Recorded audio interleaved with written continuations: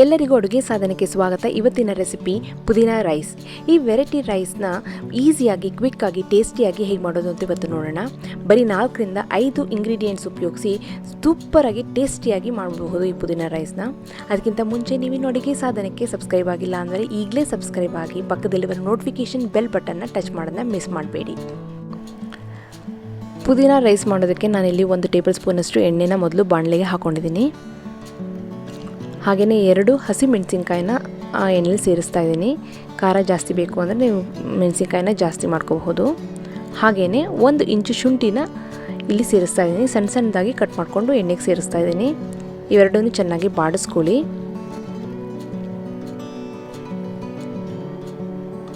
ಹಸಿ ಮೆಣಸಿನ್ಕಾಯಿನ ಕಟ್ ಮಾಡ್ಕೊಂಡು ಹಾಕೊಳ್ಳೋದು ಮರಿಬೇಡಿ, ಇಲ್ಲಾಂದರೆ ಸಿಡಿದ್ಬಿಡುತ್ತೆ.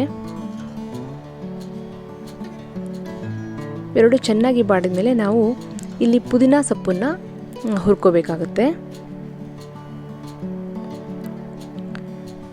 ನೋಡಿ, ಇಲ್ಲಿ ನಾನು 1 ಕಟ್ಟಿನಷ್ಟು ಪುದೀನಾ ಸೊಪ್ಪನ್ನು ಬರೀ ಎಲೆ ಮಾತ್ರ ಸೇರಿಸಿದ್ದೀನಿ.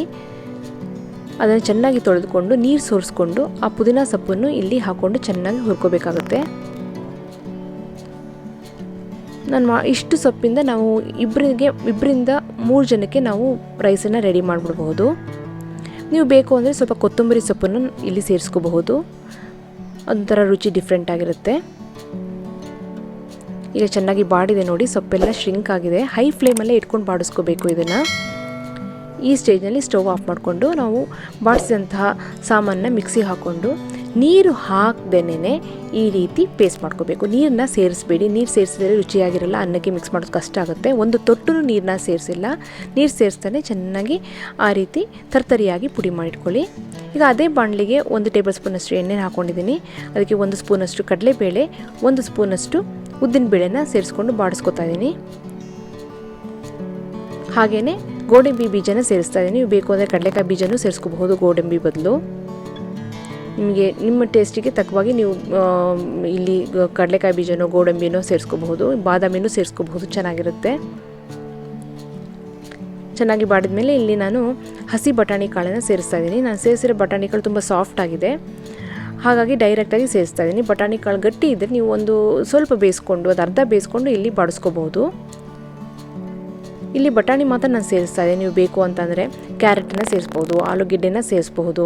ನಿಮಗೆ ಯಾವ್ಯಾವ ವೆಜಿಟೇಬಲ್ ಇಷ್ಟ ಆಗುತ್ತೋ ಅದನ್ನೆಲ್ಲ ಇಲ್ಲಿ ಸೇರಿಸ್ಕೋಬಹುದು. ಬಟಾಣಿ ಬಾಡಿದೆ ಅಂದಮೇಲೆ ನಾನು ಇಲ್ಲಿ 1 ಕಪ್ಪಿನಷ್ಟು ಅನ್ನನ ಸೇರಿಸ್ತಾ ಇದ್ದೀನಿ.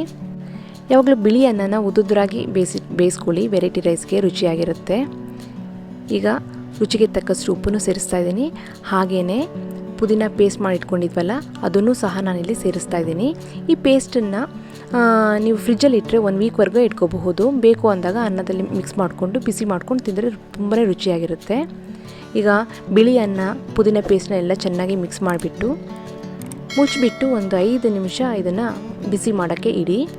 ಯಾವುದೇ ವೆರೈಟಿ ರೈಸ್ ಆದರೂ ನಾವು ಮಿಕ್ಸ್ ಮಾಡಿದ ಮೇಲೆ ಫೈನಲಾಗಿ ಮುಚ್ಚಿಬಿಟ್ಟು ಕಮ್ಮಿ ಊರಿನಲ್ಲಿ 5 ನಿಮಿಷ ಬೇಯಿಸಿದರೆ ತುಂಬಾ ರುಚಿಯಾಗಿರುತ್ತೆ. ಅದರ ಖಾರ ಉಪ್ಪು ಎಲ್ಲ ಚೆನ್ನಾಗಿ ಅನ್ನಕ್ಕೆ ಹೀರ್ಕೊಂಡಿರೋದ್ರಿಂದ ಅದು ರುಚಿಯಾಗಿರುತ್ತೆ. ಈಗ ನೋಡಿ, ಅನ್ನನೂ ಸಹ ಬಿಸಿಯಾಗಿದೆ, ಎಲ್ಲ ಚೆನ್ನಾಗಿ ಮಿಕ್ಸ್ ಆಗಿದೆ. ರುಚಿಯಾದ ಪುದೀನಾ ರೈಸ್ ರೆಡಿಯಾಗಿದೆ. ಕ್ವಿಕ್ಕಾಗಿ ಟೇಸ್ಟಿಯಾಗಿ ಮಾಡುವಂಥ ಈ ಪುದೀನಾ ರೈಸು ಲಂಚ್ ಬಾಕ್ಸ್ಗೆ ತುಂಬಾ ರುಚಿಯಾಗಿರುತ್ತೆ. ಜೊತೆಗೆ ಕುರ್ಕುರೆ ಐಟಮ್ಸು, ಪಕೋಡನೋ, ಚಿಪ್ಸ್ ಜೊತೆ ಸೂಪರಾಗಿರುತ್ತೆ ಈ ಪುದೀನಾ ರೈಸು. ನಿಮಗೆಲ್ಲ ಈ ರೆಸಿಪಿ ಇಷ್ಟ ಆಗಿದೆ ಅಂತ ಅಂದ್ಕೊಂಡು ಖಂಡಿತವಾಗ್ಲೂ ಟ್ರೈ ಮಾಡಿ. ನೀವಿನ್ನು ಅಡುಗೆ ಸಾಧನಕ್ಕೆ ಸಬ್ಸ್ಕ್ರೈಬ್ ಆಗಿಲ್ಲ ಅಂದರೆ ರೈಟ್ ಸೈಡ್ ಅಡುಗೆ ಸಾಧನ ಲೋಗೋ ಇದೆ, ಅದ್ರ ಮೇಲೆ ಕ್ಲಿಕ್ ಮಾಡಿ ಈಗಲೇ ಸಬ್ಸ್ಕ್ರೈಬ್ ಆಗಿಬಿಡುತ್ತೆ. ಪಕ್ಕದಲ್ಲಿರೋ ನೋಟಿಫಿಕೇಷನ್ ಬೆಲ್ನೂ ಸಹ ಟಚ್ ಮಾಡಿ. ನಿಮಗೆ ಈ ವಿಡಿಯೋ ಇಷ್ಟ ಆದರೆ ಲೈಕ್, ಶೇರ್, ಕಮೆಂಟ್ ಮಾಡಿ. ಹಾಗೆ ವಾಟ್ಸಪ್ನಲ್ಲಿ ವಿಡಿಯೋನ ಫ್ರೆಂಡ್ಸ್ ಆ್ಯಂಡ್ ಫ್ಯಾಮಿಲಿ ಜೊತೆ ಶೇರ್ ಮಾಡಿ. ಮತ್ತೊಂದು ಇಂಟ್ರೆಸ್ಟಿಂಗ್ ರೆಸಿಪಿಯೊಂದಿಗೆ ಭೇಟಿ ಆಗ್ತಾನೆ. ಅಲ್ಲಿವರೆಗೆ ಥ್ಯಾಂಕ್ ಯು, ಬಾಯ್ ಬಾಯ್.